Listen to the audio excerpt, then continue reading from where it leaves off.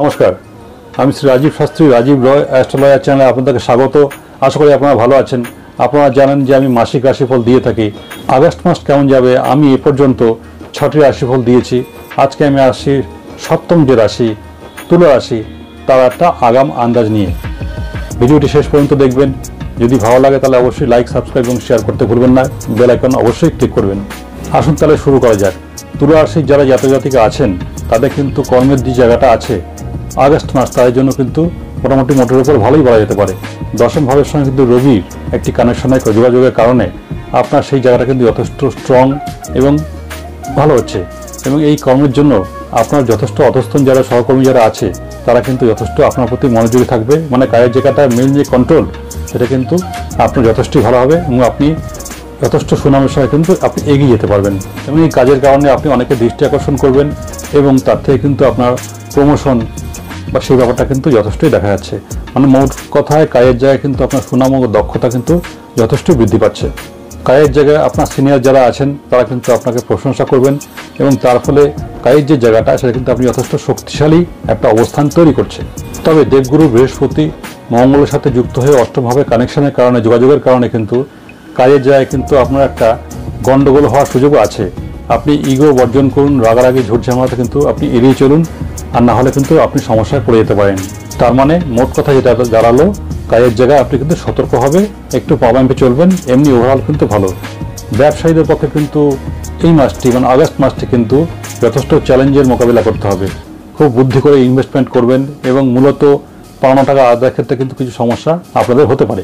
যদি পার্টনারশিপ ব্যবসা হয় তাহলে কিন্তু পার্টনারের সঙ্গে কিন্তু আপনাকে বুঝে শুনে তার গতিবিধির উপর নজর রেখে কিন্তু এগোতে হবে।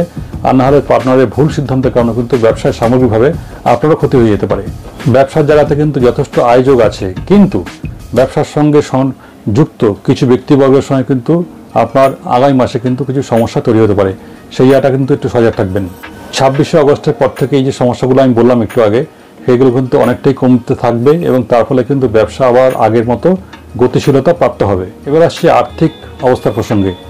বুধ এবং শুক্র একাদশ ভাবের সঙ্গে যুক্ত হওয়ার কারণে কিন্তু আপনার অর্থের যে জায়গাটা সেটা নিয়ে খুব একটা দুশ্চিন্তা থাকছে না। অর্থের ব্যাপারটা কিন্তু মোটামুটি স্থিতিশীল। আয়ের ব্যাপারটা বৃদ্ধি পাবে এবং আয় যোগটা কিন্তু যথেষ্টই প্রবল। যদি একাদশভাবে শনি মহারাজের কিন্তু একটি দৃষ্টির কারণে আপনার আয়ের ব্যবস্থা যেটা আছে সেটা কিন্তু যথেষ্ট স্থিতিশীল থাকবে। মানে আয়ের ব্যাপারটা নিশ্চয়তা দেওয়া যেতে পারে।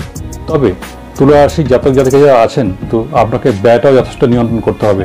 যদি ঠিকমতো ব্যয় না নিয়ন্ত্রণ করেন তাহলে সে কিন্তু আপনার যে উপার্জন যেটা আছে সেটা কিন্তু যথেষ্টই কমতে শুরু করবে এবং তার থেকে কিন্তু আপনার মানসিক উৎকণ্ঠা, একটা উত্তেজনা কিন্তু দেখা দেবে। আগামী মাসে তুলা রাশির যারা জাতক জাতিকা আছেন, অষ্টম ঘরের সঙ্গে মঙ্গলের একটা যোগাযোগের কারণে কিন্তু আপনি অপ্রত্যাশিতভাবে কিন্তু কোনো জায়গা থেকে অর্থ পেয়ে গেলেও যেতে পারেন। এই ব্যাপারটা একটু মাথায় রাখবেন। আসছি স্বাস্থ্যের ব্যাপারে। অষ্টম ভাবের সঙ্গে কিন্তু বৃহস্পতি এবং মঙ্গলের কারণে কিন্তু আপনার পেটের দিয়ে কিছু সমস্যা দেখা যেতে পারে। সুতরাং খাবার দাবার যখন খাবেন বুঝে শুনে খাবেন, কারণ স্বাস্থ্যই সম্পদ। নিজের স্বাস্থ্য নিজেকে রক্ষা করতে হবে। সুতরাং স্বাস্থ্যের ব্যাপারটা একটু সিরিয়াসলি দেখতে হবে যাতে সেটা বাড়াবাড়ি পর্যায়ে না চলে যায়। তাহলে যেটা করতে হবে, আমাদেরকে সঠিক সময়ে খাবার গ্রহণ করতে হবে এবং সঠিক খাদ্য গ্রহণ করতে হবে। যদি সেটা আমরা ঠিকমতো মেনটেন করতে পারি তাহলে কিন্তু আমরা এই সমস্যাটা অনেকটাই অ্যাভয়েড করতে পারবো। আসছি প্রেম ভালোবাসার বিষয়ে।